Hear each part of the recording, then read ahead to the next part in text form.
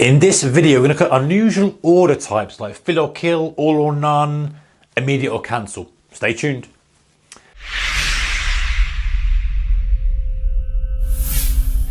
Hey traders, a very warm welcome to you. So I've got a couple of unusual order types for you as well as some usual ones, but I thought I'd add these in here as well because I don't think I've covered these before in other videos. By the way, if you haven't subscribed yet, consider doing so round about here for more videos from me and other traders on this channel. Wide range of topics. All right, let's have a look. Unusual order types.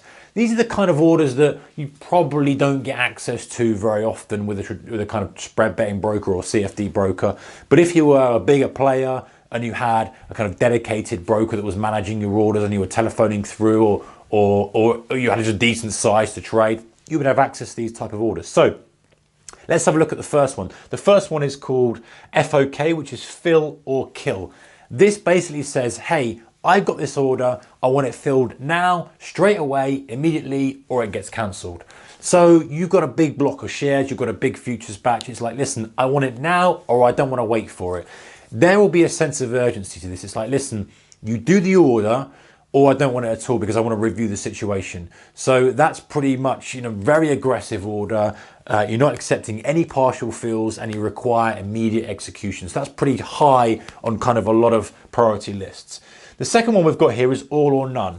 So this basically is similar to the fill or kill, but there's no time limit on it. It basically says fill all the order or cancel it. In other words, you will accept a delay in the fill. You're happy for it to sit there for as long as you've got the order live, but it must fill the whole of the order. You won't accept partial fills. So it's not quite as aggressive as the fill or kill, but they're still saying, hey, I'm not interested in partial fills on it. It's either all or nothing. I don't want to be stuck with a little bit of stock, or I don't want to cover a little bit of it. I want the whole lot, but I don't mind waiting for that. So slightly less aggressive. You're less time sensitive, but you're still sensitive on the volume of the trade that you're doing.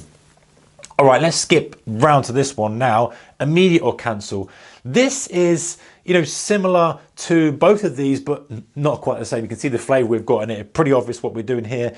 It's basically fill as much as possible, then cancel it. So in other words, you require the urgency of it being done now, but you will still accept partial fills. So I'd say you've got a batch of 100,000 shares.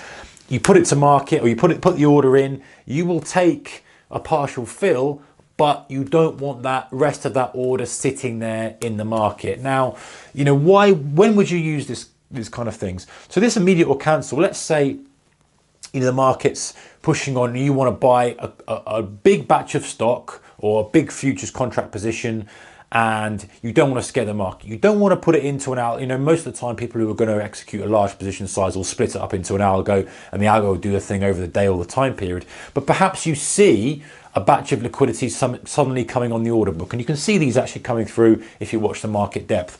They might go in and say, okay, I can see 50,000 shares, for example, on the order book. I want 100,000. I'm going to use an immediate or cancel. I'm going to put it at that price. If someone beats me to that, then fine. It's going to be cancelled.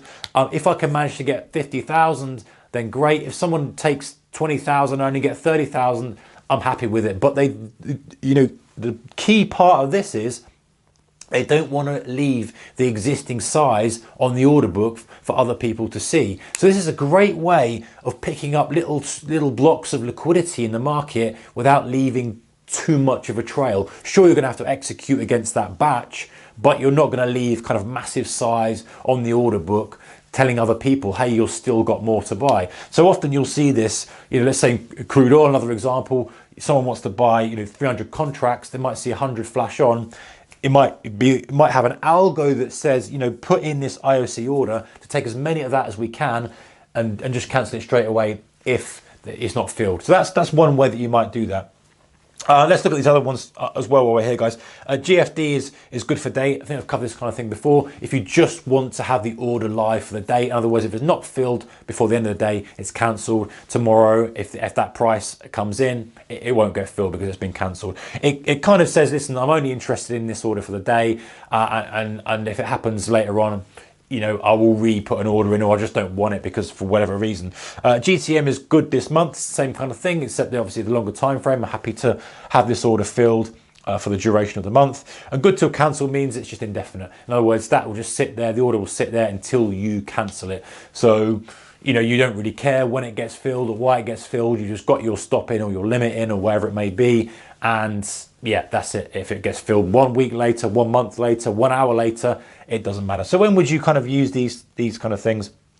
Good for day are pretty obvious, I guess, if you were day trading, or perhaps you were using it as part of a strategy that you were hedging off something else, or perhaps the market conditions were changing quite rapidly and you might not want to buy that stock in the day. You might not want to sell it. You might want to review and re-put an order in and adjust your price. You know, perhaps you're trading, you know, not specifically based on price, but on some other rules, in which case you're like, hey, today would be a good day to buy it here, but tomorrow that might change. My level might change. So I want to make sure that that order's cancelled. And same for the month. You know, you might say, okay, well, I just don't want to trade it after the month. The conditions might change and I'll leave it in there. It's not a bad idea to use these orders that have a cancellation point if you're using them, if you do have access to them, because obviously if you're swing trading and you've got to stop in, you want to use good till cancel. It's either going to be filled or it's going to be cancelled when you close the position before it hits the stop.